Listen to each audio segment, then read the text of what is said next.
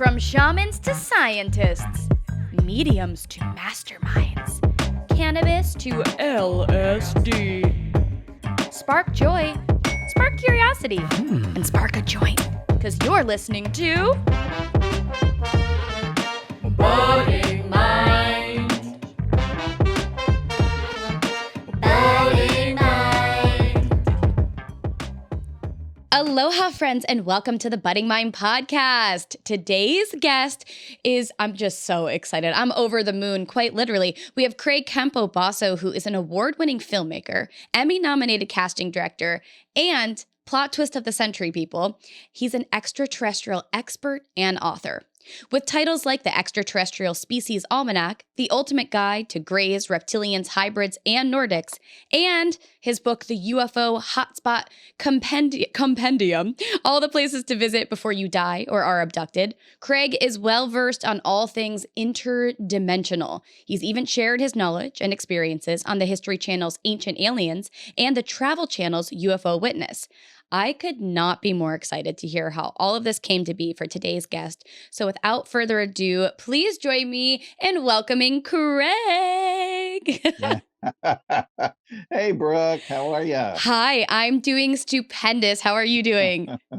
I'm really good. Thank you. It is so exciting, such an honor to have you here because just for our listeners, what's so interesting is I actually met you as one half of your life as a casting director.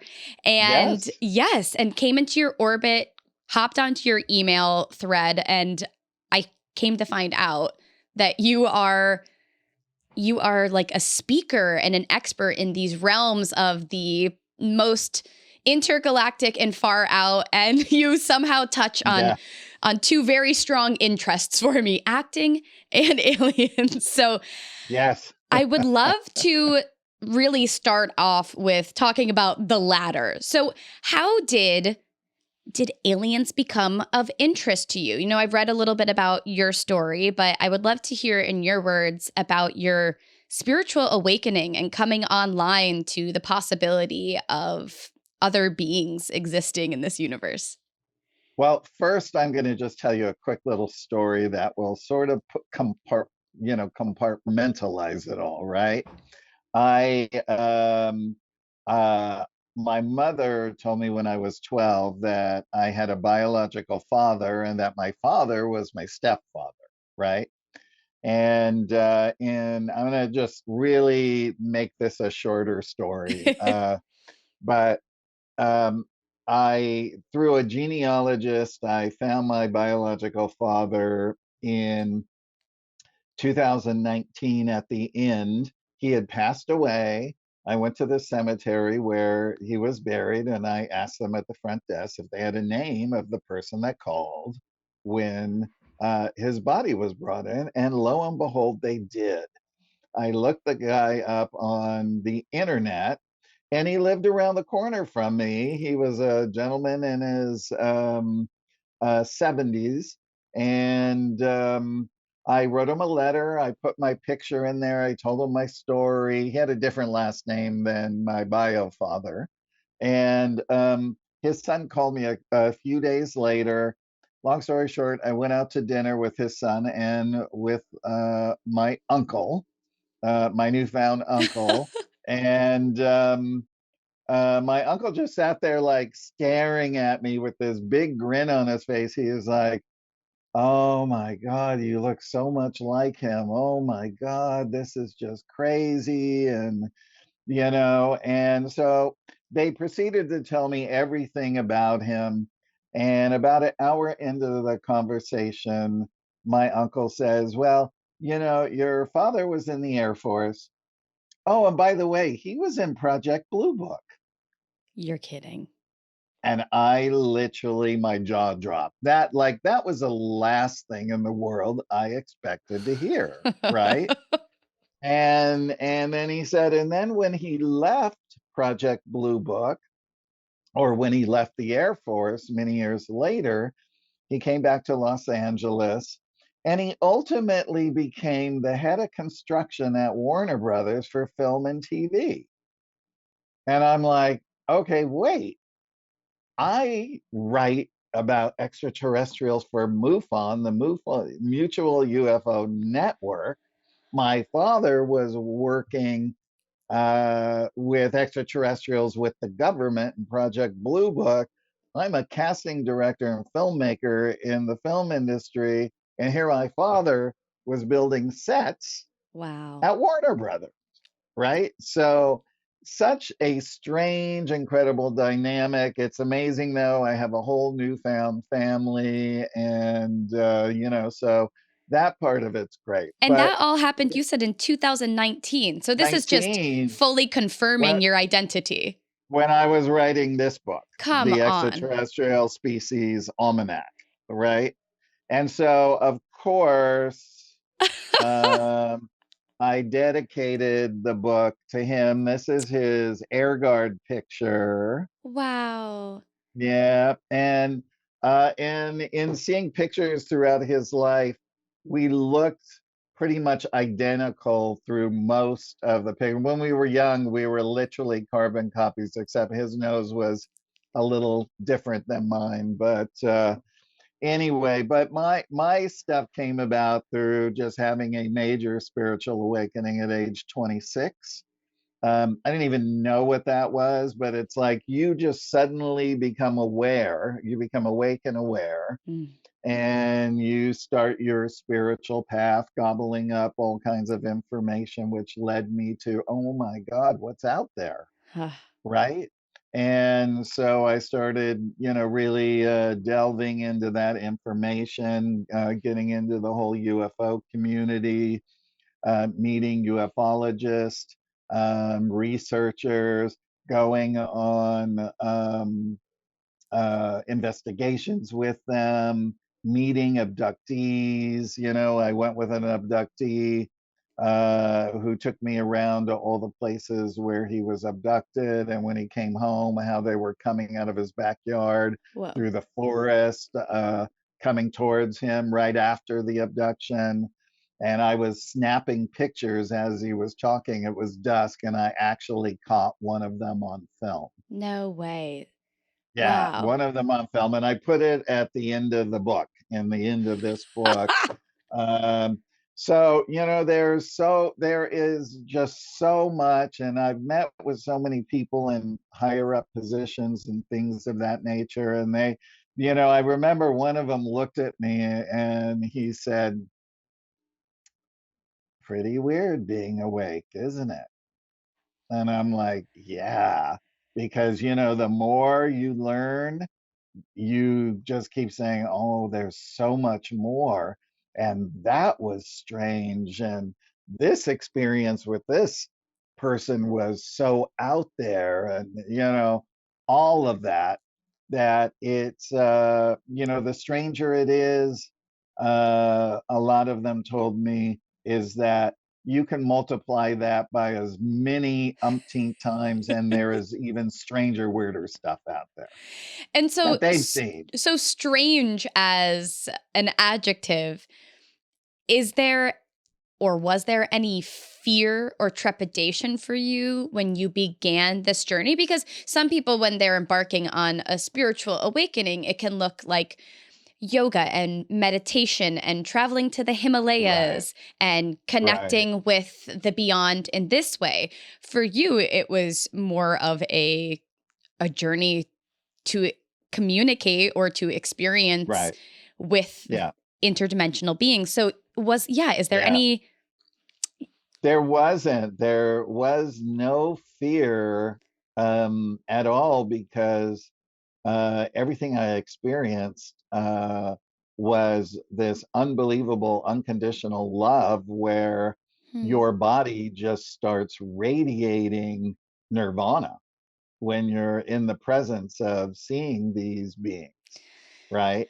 So we're talking like higher dimensional beings. We're not just talking about your, extraterrestrial traveling the galaxy or something like that. Although there's a lot of primarily there's fully conscious beings. They call them.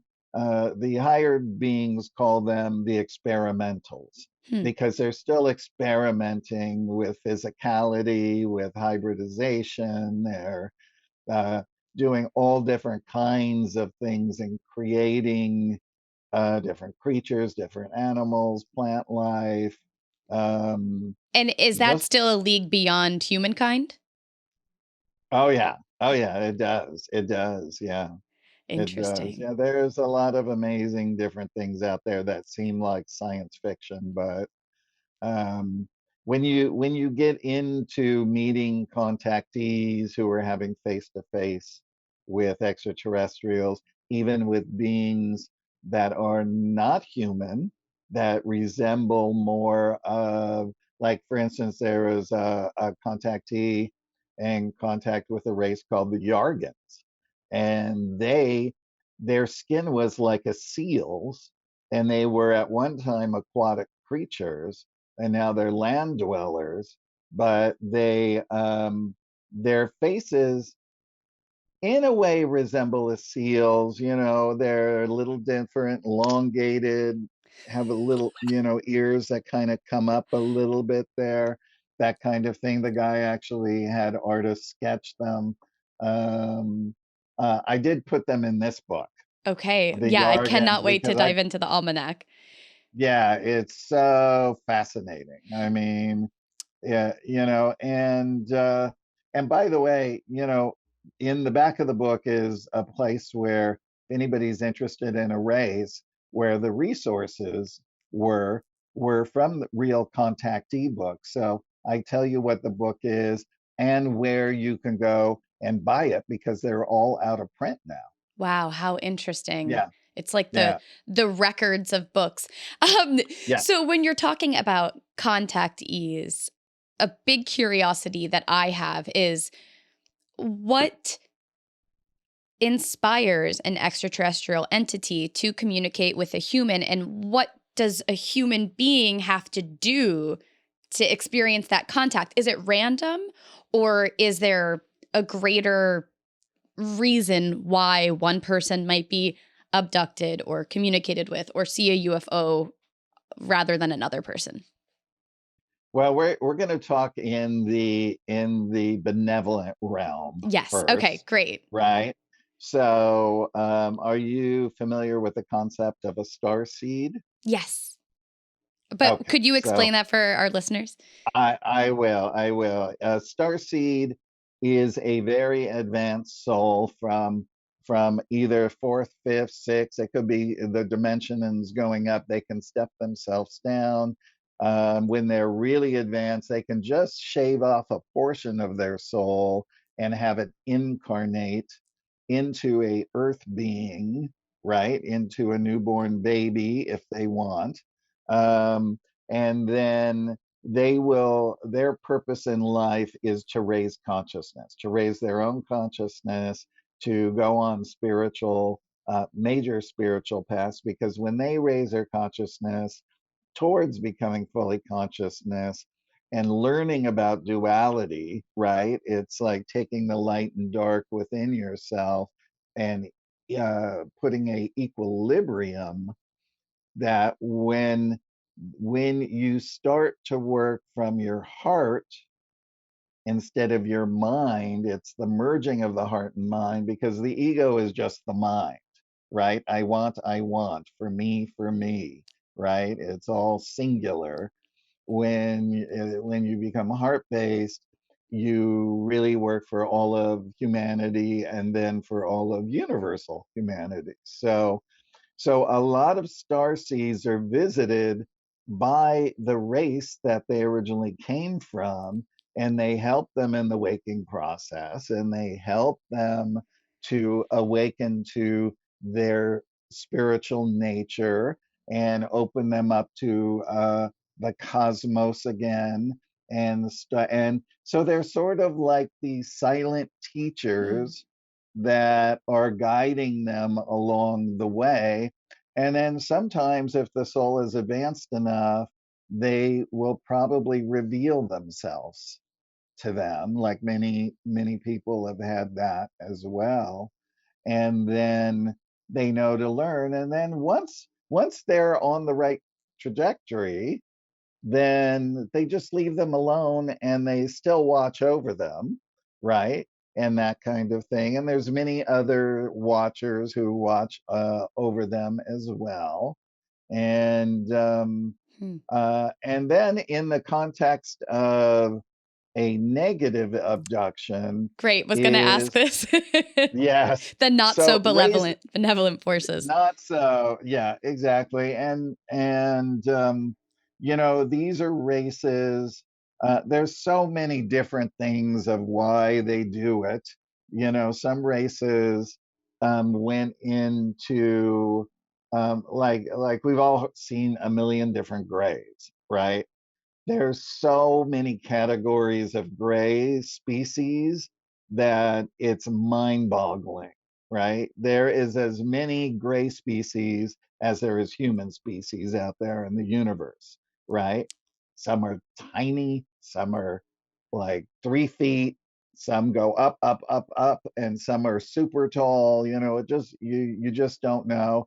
And primarily a lot of them are benevolent, but then, just like even in the human races up there, some are malevolent, Hmm. and that, or in one of the gray races, for instance, they in their society went more towards science, and they did not tend to their spiritual nature, right?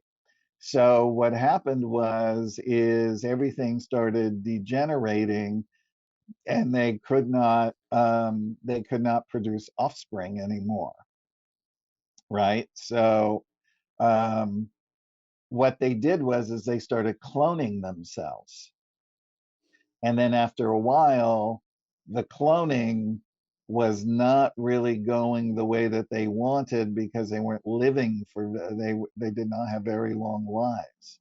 So then what they decided to do, okay, well, let's go to Earth, where their DNA is um, can be compatible with ours, because you have to remember these races are what we call tech gods, right? They are tech gods of hybridization. They know what they're doing, Got it. right?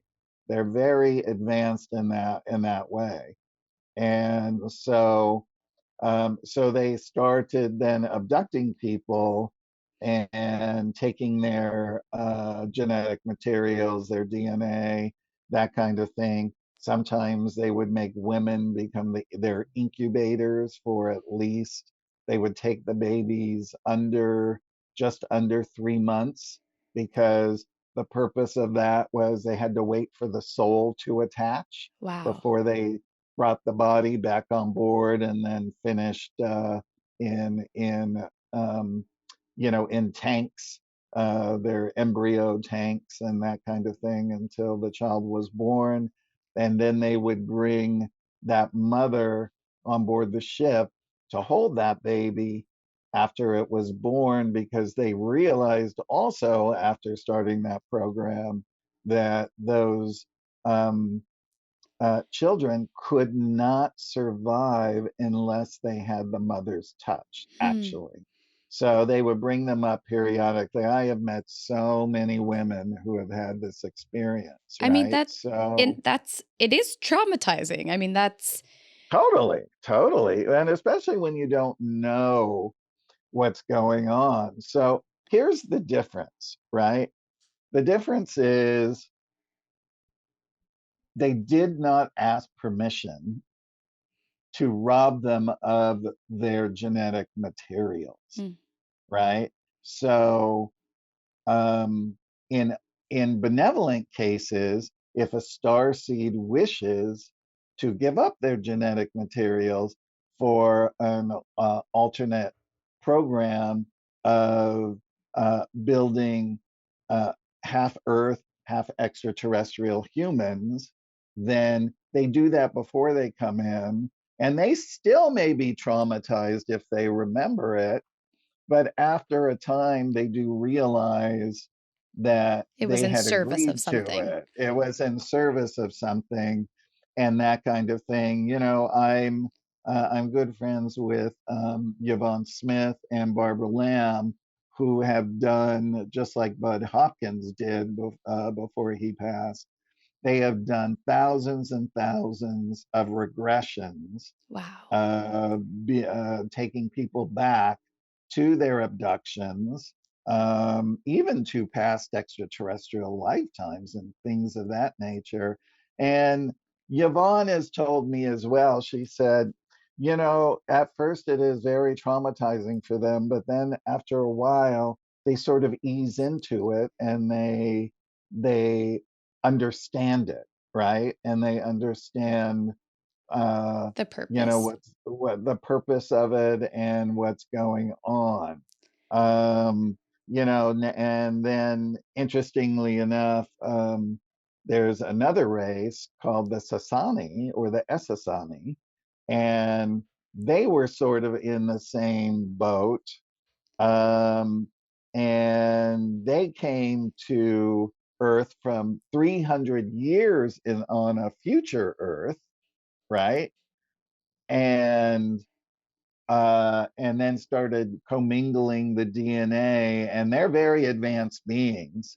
And there's a man here named Daryl Anka, Mm. who is um, one of the number one top channelers in the world. Now, I've cast two films for Daryl. The first one's called Bashar First Light. Bashar is the Oh, yes. being, the yeah, the Bashar is the being that he channels, which is his future self, right? Got it. So yeah, so that's a really good movie for people to watch. You can watch it on Amazon Prime.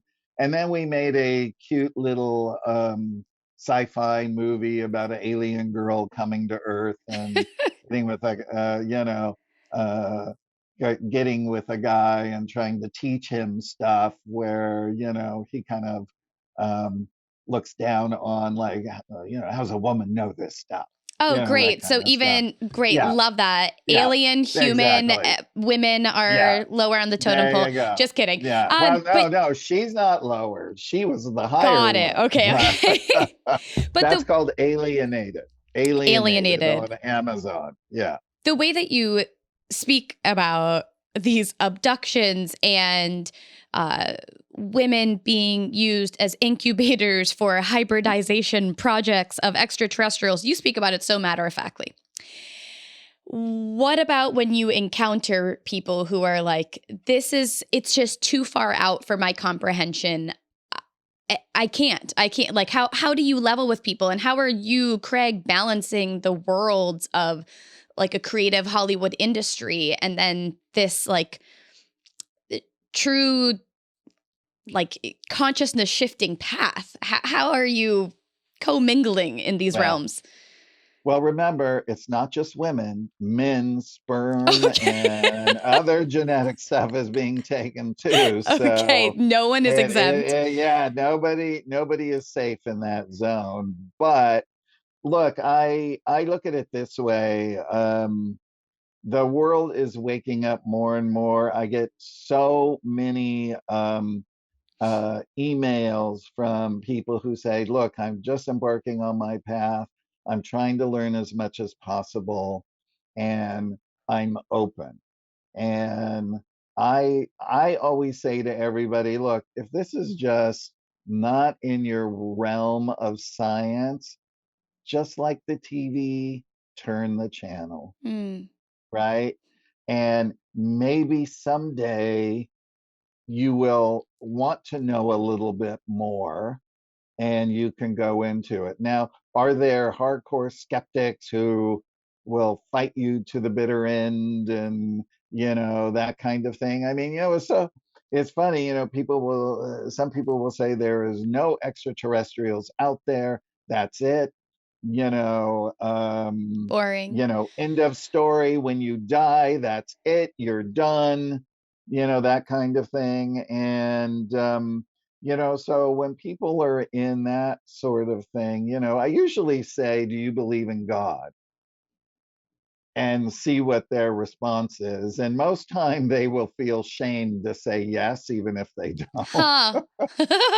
But then I say, well, can you see or prove that God exists? Shit. So Shit. it's the same thing. Totally. But when you've had so many years of, 40 years of experience of being whole into this subject, just because it fascinates me, nothing else, right? Totally fascinates me. And so many other people, people in the industry are always asking me questions. Hmm. Oh, I saw one. Yeah, I was talking to a director the other day. He's like, I've seen three of them, and people are like, they do want to share their stories and that kind of thing. But, Yeah. look, I do admit some of this is as wild as it gets. And, but again, I always go back to that one giant official who told me, the weirder you think it is, it's even weirder, right? Listen, I could live off of that. That's enough life force sustenance for me It to, is, it is. And that's code for saying, I can't tell you, but here you go. but you're right. Everything that you're thinking is correct. Now, That's right. since you've already tapped into, as far out as I thought this conversation would go when it comes to hybridization, I think that as a human, when you shared that story about the Greys, this is an alien race that I am familiar with and have learned about through a lot of Hollywood programming, that Right, these are negative entities that are abducting people and experimenting on our bodies because they do not have a capacity for emotion, which is a lot of what I'm hearing you're right. saying. But That's right. regardless, whether benevolent or malevolent, what is the purpose of procreating with humankind? Why us? Why? Why? That is the most beautiful question. I'm so glad you asked it because they lost their pathway to ascend into the next dimension. Huh. And we have the codes, humans have the light codes within our DNA to ascend. So when we go from here, when we graduate after reincarnation cycles of learning throughout the universe, when we ascend and graduate out of this world, we will ascend into the next fourth and fifth into the astral, right? And then we will go and learn all through the astral. And then the next dimension is the celestial. So it goes up. The Extraterrestrial Species Almanac, I will tell everybody so much of this is going to be explained because I'm at the end of finishing the documentary to the book, and the documentary should be out by the end of the year. And all of these things are going to be explained by experts, by Yvonne Smith is in there talking about hybridization.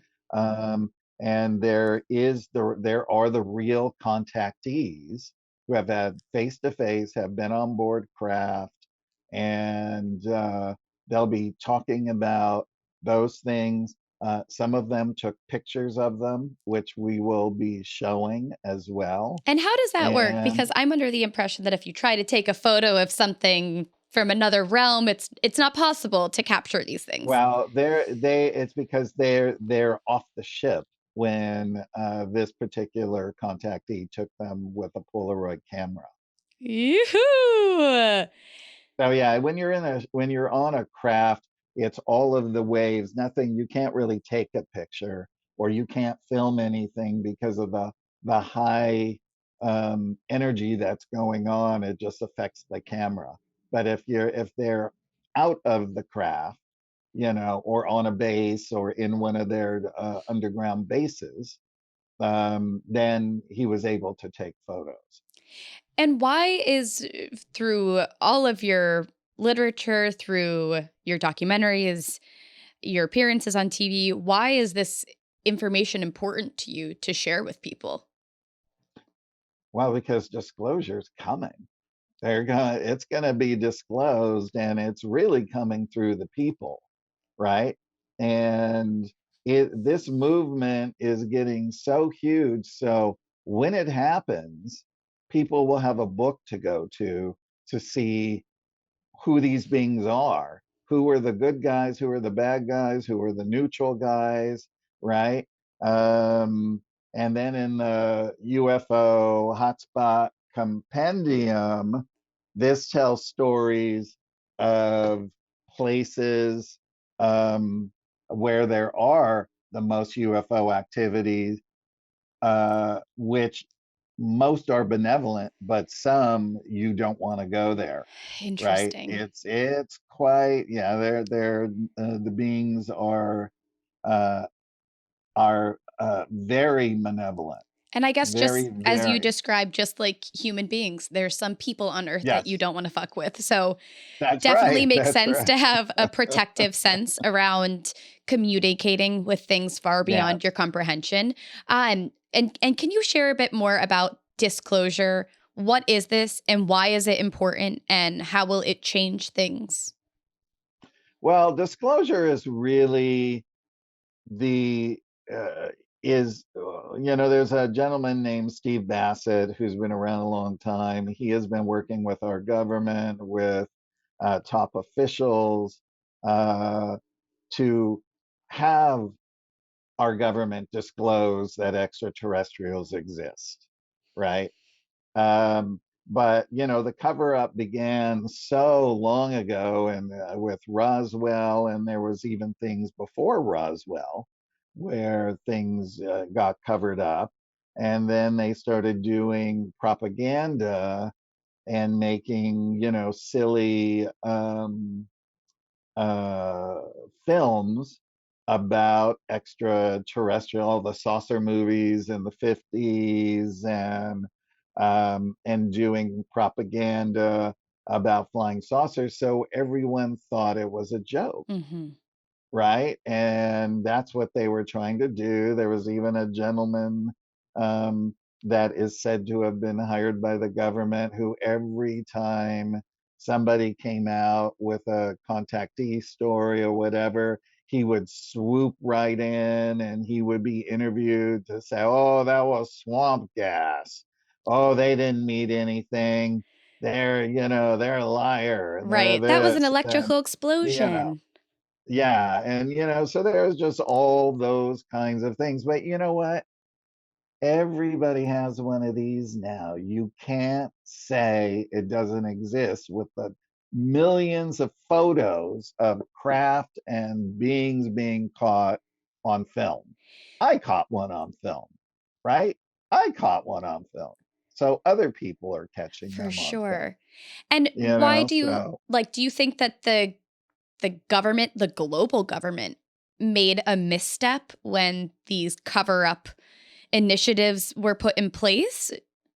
Well, other countries have already done their disclosure and said that they exist. What? They have. They have. I can't remember which ones, but if you Google it, it'll pop up. Um, it's mainly they want our government to come clean with it, but you know you have to look at it from the government side. You've been covering it up so long that if you came out and said, okay, we were lying the whole time, they do exist, right? Then the questions start. And then more questions start. And it becomes this giant snowball thing that will never end. And it might even cause a giant wave of crazy fear that's going to move across. So I don't know. I don't know anybody in the government or anything like that, but I have always looked at both sides of the coin, and I understand that. So that's why I've always said that disclosure is going to come through the people. Hmm. Our government, did a little step when certain people in the government and the CIA and that they all left their jobs and they created a company, and then they started talking about disclosure, and they released the Tic Tac video that was there gauging the world's audience. They had only the New York Times put it out because they are the most respected newspaper. And so, now we do see that there are many people who were in government positions, right? Hmm. Who are talking now that they're older and they're coming clean with it. I know that Dr. Stephen Greer gets some of them and he videotapes them telling the entire story, and then he's able to release it once they pass. What happens when it's common knowledge? Yes, there's aliens. They're here. They're all around us. You might be part alien. 23andMe doesn't tell you that yet, but maybe that's next. But what happens? Does it change the course of human history, or is it just meant to be integrated and accepted and carry on? It it means that we're moving towards becoming more fully conscious. And that's what the rest of the universe is waiting for us to do. Or they're waiting for us to catch our consciousness up to them so that we can rejoin them, become a part of that community again. And um, and then, there's teachers. They have these great cosmic teachers that teach about other worlds and things like that. See, I would go to that history class for Yeah, sure, come on. right?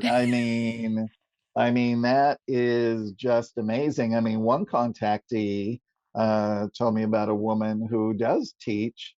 um, she does teach people from other worlds about Earth because people are fascinated because there's not that many dualistic human worlds in the universe, and they're really fascinated the way people think and what they do, and how everything is about them, and all of that kind of thing. So Guilty. it Oops. fascinates them. Yeah, We it are deeply fascinates human. them. That's Right. so cool. It is very fascinating to them. And then sometimes they will bring people on board to teach them about other races as well. Wow. So, yeah. You So know, I think that's interesting. someone like me, I don't have a lot of ufologist friends. I'm not going to these symposiums, but I find it to be so interesting and so fascinating and yet so distant from me. Um, and hearing you speak, it's clearly there is a huge pool of people who are having these Mhm. interactions and these relationships and are kind of holding down this evolutionary path for human beings. So there's a lot of responsibility in some Yeah. ways. Um, Right. and okay, so I want to know about your experiences that have led you to feeling this kind of responsibility to hold the torch of this information. So you have a book, the UFO Hotspot Compendium, all the places to visit Right. before you die or are abducted, which is like great title, first of all.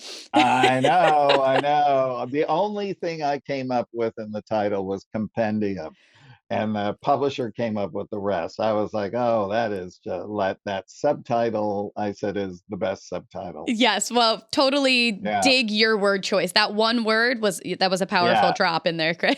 yeah, So yeah, exactly.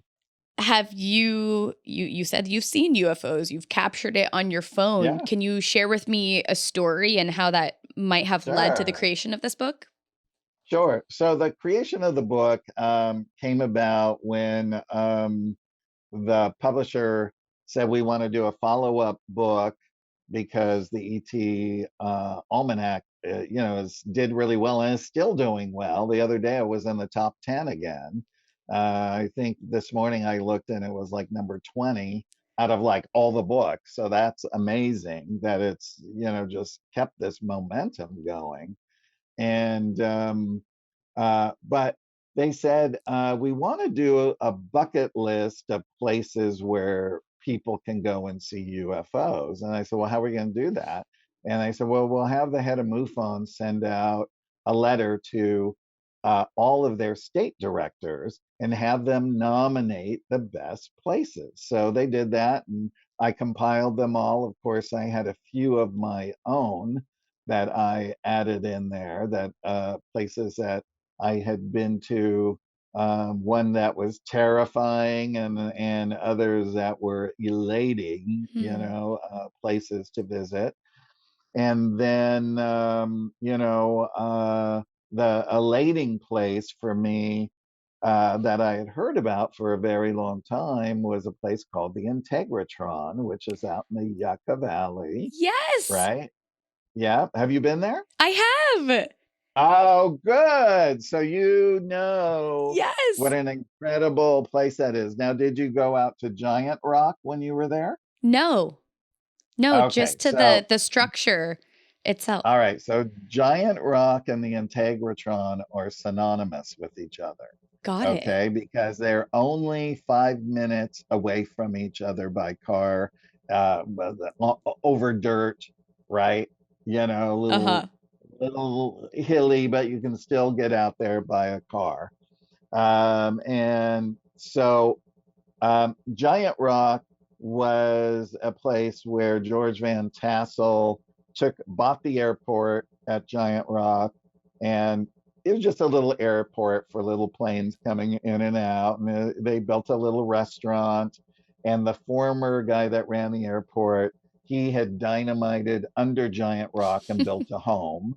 And so that's where George and his family lived.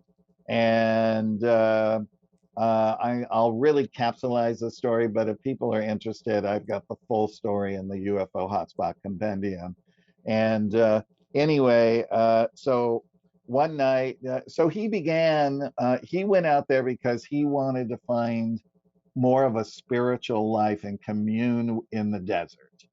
And he began channeling extraterrestrials in 1952. And then in 1953, he was sleeping outside on a cot because it's hot in the desert. And he woke up and he saw a man approaching him, and he went and talked to him. And the man introduced himself as Salganda, and he turned around, and George saw this small saucer-shaped craft hovering, and he said, "I would like to show you my ship." And it wasn't strange for George because he was already channeling them. Hmm. And um, George also worked for Howard Hughes and McDonnell Douglas aircraft.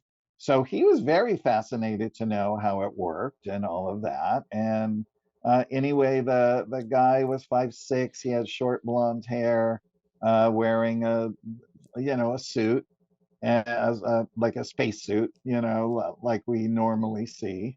And he ended up imparting to him how to build the Integratron, which Hmm. was a regenesis machine and a time travel machine. So George had the blueprints. Howard Hughes gave him $20,000 to start. And then he decided to start holding UFO conventions at Giant Rock. And they went on for like 20 plus years. They could have been almost 30. And this is where all of the original contactees would come and gather and speak. And at one point, it became so big, there were over 10,000 people at Giant Rock in campers, trailers, all of that, because, there's nothing out there where you can stay or Right. sleep, tents, cars, all kinds of Sounds things. better than Burning Man. Totally, totally. And I've seen video. I actually have a VHS tape of one of the original people that was there, who I was friends with up until his death.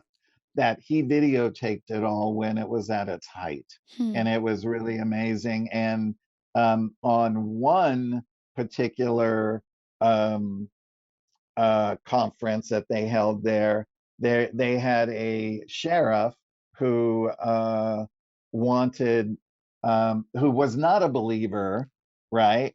But he had a Polaroid and he took a picture of Giant Rock, and then he took a few other pictures. And what he caught in the picture was a giant formation of an oval giant ship that had this sort of filmation, this sort of like not cloud but misty stuff flowing off of it, off in the distance. And he said, with one click of a button, I became a believer, and I actually have the photo in the book. Wow, Right? incredible. Yeah, yeah. So that was good. So they ended up building it, and about when George almost had it done sometime in the 80s, because it took a very long time to raise the money to do it all. Another friend of mine that was there with him when he began channeling and stayed friends with him, her and her husband, um, he told her that Salganda told him that Earth wasn't ready and that he Hmm. wasn't going to allow him to turn it on. It was 95% done. Oh, wow. So Okay, got it. yeah, so then George died, and then a man by the name of Emil Canning bought it, and then the sisters that own it now, who I'm very close with, they bought it and they refurbished it, and they were totally redid the grounds, and they do these incredible sound baths. So Yes, you that's what I've know been what's a there for. sound bath. That's right. The sound bath in the sound chamber is the most amazing experience ever. Okay, I'd never heard that entire story. Thank you so much for the rundown. And yes, for Yeah. anyone that is curious, that's in Yucca Valley, just outside of Joshua Tree. 20 out of 20 recommend. Something really interesting that you have brought up was about, to me, the sheriff taking these photos. And for the doubters out there, when you see UFO imagery or videos, um, as you previously mentioned, there are a lot of efforts to discredit this imagery and a lot of, supplemental stories created to explain away. But nevertheless, is there still an issue of people doctoring photos or photoshopping or creating false imagery? And how do you know the difference? Or is most of what we see like, hell yeah, it's what we get? Well, the sorry, the water went down the wrong pipe. Oh no. Okay. Take a I minute know. to It's like, breathe. woohoo. Human. It's a Yeah. reminder that you're human. Well, this one, these were done early on when you couldn't doctor photos. Mm, So, and over the years, there's a guy named Jim Delatoso who he does that. He can go in.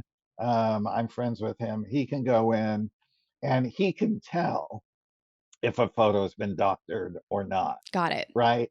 I mean, there's so many things that you see on the internet and on Instagram and everything about extraterrestrials, walking through the forest, and you're like, okay, well, that's completely CGI generated. Right. But the thing is, look, everything boils down to anybody's belief system, whatever. It's there. Nobody can make you believe what they want you to make you believe. Totally. Yeah. And if you, I look at it this way, even even if you didn't believe it, or if you did, I look at things like this. Okay, well, that's cool. I don't know if it's real or not, but it taught me something, Mm-hmm. Oh, I love that right? philosophy. Yes. Yeah, and so when you keep your mind open, those kinds of things, you'll just learn more and more and more things as well. and then you can kind of keep going. All right. Do you want to hear of a scary place of a hotspot? Yeah, I guess so. I am a little spooked by it. It's not. It's a little spooky. It's in just outside of Sedona. It's called the Bradshaw Ranch. It is no longer a working ranch. It's abandoned. But a friend of mine, when it was a working ranch, worked there. So I've heard stories about this ranch for a long time. So I'm just going to give you a rundown. I'm not going to give you all the stories because I know we don't have that much time. But it was a cowboy ranch, and Bob Bradshaw bought the property, a couple 100,000 acres, so that he could rent it to movie productions that went to Sedona because they Huh. made so many westerns. He was always in them as a stuntman or a cowboy. And then he opened it up where they would do uh, uh, wagon shows with cowboys, and they would have cookouts. He built a saloon on the front side of his ranch where they had music and a bar, and Big party so there spot. was so big party spot where people could go out in the middle of nowhere, have a great time, and all of that. So the very first time my friend, she's in her 80s now, when they had the very first rodeo show, she said when they were sitting there, a giant flying saucer just went right through it, literally low, right through it. And she said it was like so spectacular. She said some people got it and some people didn't, right? And but on this property over time, and uh, I'm friends with an investigator who investigated the property for 4 years with Bob's wife, Linda, because Bob wanted nothing to do with it because Bob saw a saucer land in the daylight in front of his property, and he promptly turned around, went back inside the house, and said, "I want nothing to ever do with this stuff." So his wife did it with this researcher who I talked to and have been out to the ranch a couple of times. So on the property, there have been reptilian footprints, grays walking around and ships landing, um, abductions, missing time. There's a portal tree where negative and positive energies come in and out. I talked to a very advanced psychic who's also a MUFON state director, and she said it's weird. She says it's like it's going in opposite directions, right? This dark Mm. and this light, where they're both being able to come in. And when the dark would come through, they said they always had bad things happen on the ranch. Like once they ran outside at night because they heard something going on with the trucks, and they were jumping up and down by themselves and then concaving. Right? Whoa. Yeah, pretty spooky stuff. So terrifying. And not to mention an albino female Sasquatch who was benevolent. Wow. Okay. Well, I love that. Thank you for ending with the Yeah, cherry on top. Big Yeti girl yeah, over here. yeah. Okay. That's a lot to digest. And a Yes. curiosity that I have for you is in the grand scheme of the universe, there are positive forces and there are negative forces. And it's not necessarily good or bad. Neither is necessarily good or bad. It's all on a spectrum of totality, right? So, Mhm. human me is afraid of these stories, but is there anything truly to fear? Well, look, I mean, truly, when you're an advanced being up there in the dimensions, in the higher dimensions, and not really participating in this dimension, you see the light and dark. They're the same, It's just right? isness, right? They're their isness, it's Mother, Father, God, it's that. And what we're here doing is all of these little distractions and things that are around us or to help us to find our own equilibrium, to find our own fully conscious self, to integrate and connect to source, to connect to God, whatever you believe in. It doesn't matter. It's all the same thing. Jesus, Buddha, Muhammad, all the same thing, right? And then you can help other people to do the same. And usually it's just by being who you are, Hmm. right? Because people say, what are you doing different? How, God, there's just this beautiful change in you. And, how are you attaining that? And you could share a little bit with them. And, if they want to, embark on the journey, they can. But look, there's some incredibly beautiful people on the planet. When you really raise your vibration, you're not going to attract the dark stuff to you because they can't really get near you. But there's dark stuff out there. Mm-hmm. There's Yeah. really dark stuff out there. But it's only going to get you if you're in the wrong place at the wrong time. Don't go to Bradshaw Ranch. Noted. Okay, Yeah. Yeah. so You don't want to go to the crazy places. Yeah. you don't have to. I really want to touch on the psychedelic realms with you because when it comes to plant medicines or molecules like DMT, a lot of people, a lot of humans, when they ingest these things, will have interactions with interdimensional beings. So they say, so I say.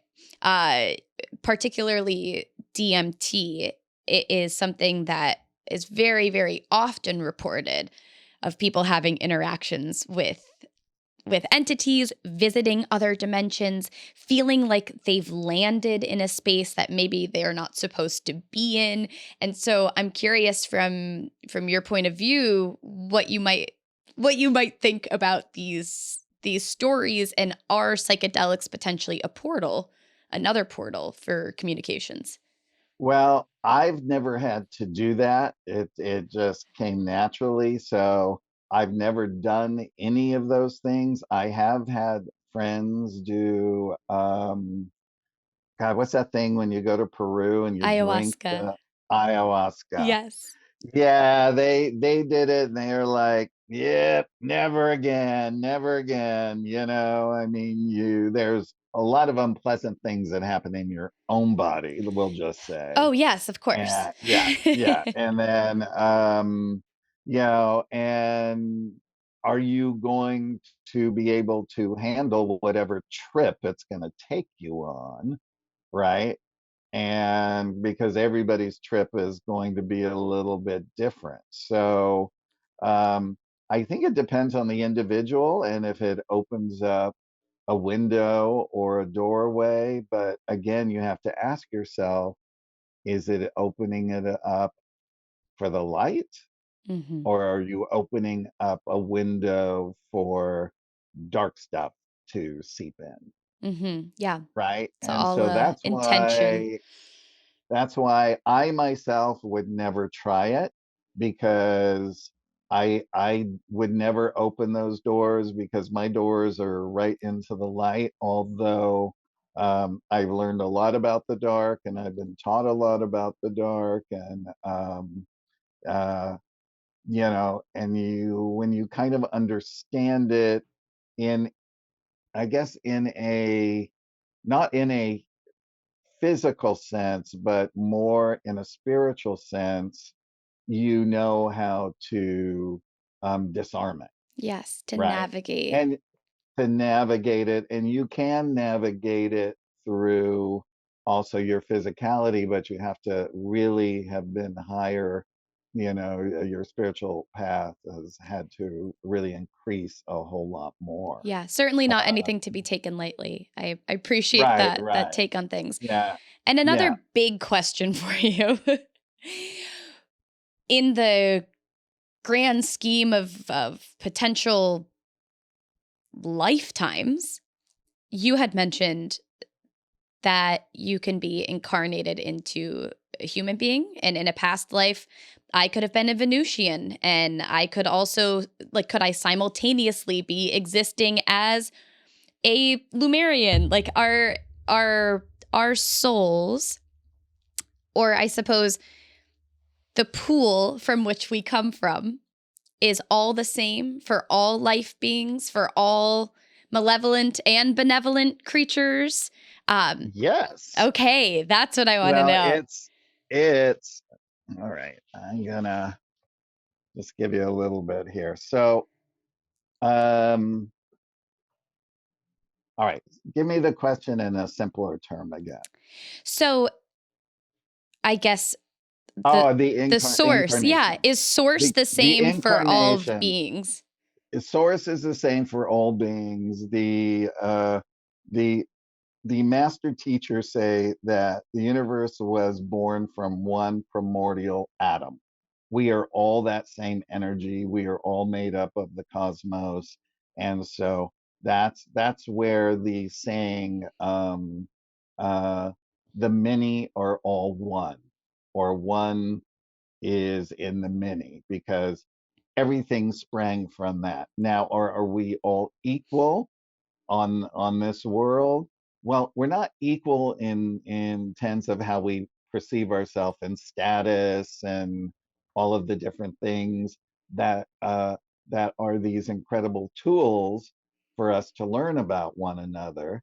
So, like being reincarnated on Earth, you're going to be reincarnated many times as a male, a female, gay, straight, trans, every color known to man, every religion known to man, because you have to see how it feels to walk in every single person's shoes, right?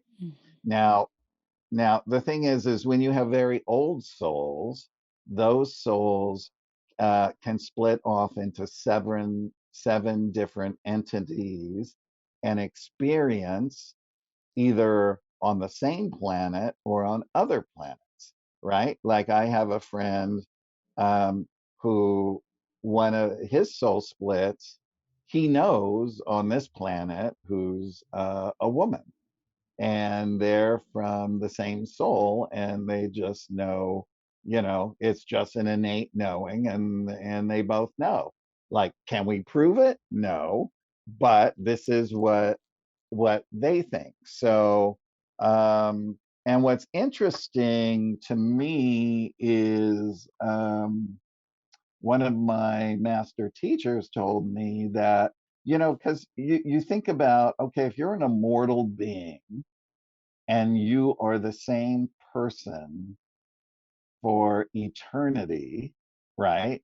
Like angelics and other beings are that they don't have belly buttons because they're born of the Godhead, right? And but an advanced soul like that, they say that after 11 econs, which is a cosmic term for 10,000 years, that soul can reinvent itself. Hmm. So that's interesting. That's just something that I always sort of wondered about Hmm. as well. So, that Shakespeare line, it just says it all. All the men and women are merely players on the stage. Hmm. I mean, literally, that's what it is.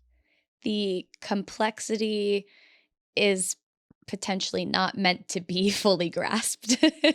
Right, right. I mean, they always say keep it simple and you'll understand its meaning. Don't get into the complexities of Mm, certain things. And, you know, what you don't want is to uh, step off your spiritual path and start getting into all these things that are going to make you crazy and paranoid and that kind of thing. I have seen two people actually go into paranoia and all kinds of things. And one just got institutionalized. oh, wow. And they just they lose a grasp on reality. They allow that dualistic voice of the dark to get them, right? That voice is there for you to stand up to that voice in a sense and say, no, I'm going to do it, right? We'll take it simple. If you get an audition for the hardest part in your life and you're like, there is no way I'm going to embarrass myself, I'm going to this, I'm going to that. No, don't do it. Don't do it, Brooke. And then all of a sudden you go, nope, I'm going to do it. I'm going to challenge myself. I'm going to work on this for 5 days before my audition. I'm going to go in there and I'm going to get it. That's how you beat that voice, right? You did that. Hey, you did keep it Yep. simple there. Yep. Yeah. I mean, I can totally understand as well that when you start to dive down these paths, especially not outsiders thinking that you're crazy, can like perpetuate this feeling in yourself, and also Right, not having a right. lot of sounding boards, not having a lot of direction to Yeah. move through this information with. So I so appreciate the work that you're doing in this world, and I have like 1,000 more questions for you, but I will I would love to close it off with one final question that we ask all of our guests on the Budding Mind podcast, which is, and hey, this could go in a million different directions for you, but what is one book, movie, UFO sighting, experience, etc., that you could share with us that has opened or changed your mind? I feel like you've got like Mm, 3,000. Well, this UFO I saw in God. Nevada. Uh, I think it was uh maybe an early book. Oh, I know what it was. I remember when I first got the book, The Keys of Enoch, the Book of Knowledge, which was written by J.J. Hurtak. And he is probably, I've never met a brainiac like this man. Like, I didn't meet him way back when, but I do know him now. And this book was where Enoch came and took him on a tour of the universe, and he brought back all of the information and the codings and teachings of the universe into this incredible book. And I just remember, like, when I was young, just trying to read it and read it and read it and going, okay, I don't understand it. I don't understand it. But as I kept elevating spiritually, I began to understand it. And him and his wife Desiree, they just travel the world all the time teaching, and they're in my documentary as well, Right on. the ET Species Almanac, talking about higher realm and all of that good stuff. And he does talk about reptilians too, as well. So And we hardly even got to talk about the lizard people. I know. Well, we'll save it for another Yes. show. Yes, indeed. I will certainly be adding this Book of Enoch to my Amazon list, as well as the Extraterrestrial Species Almanac and the UFO Hotspot Compendium. Please be sure to check out the links in our description here for this podcast to read more of Craig's incredible work. Thank you so much for coming on the show. It was really, my mind is like moving in a million different directions right now. Directions, I know. You'll float for the rest of the day. Yes. Thank you so much, Craig. Have a beautiful rest of your day. And thank you guys for listening. Budding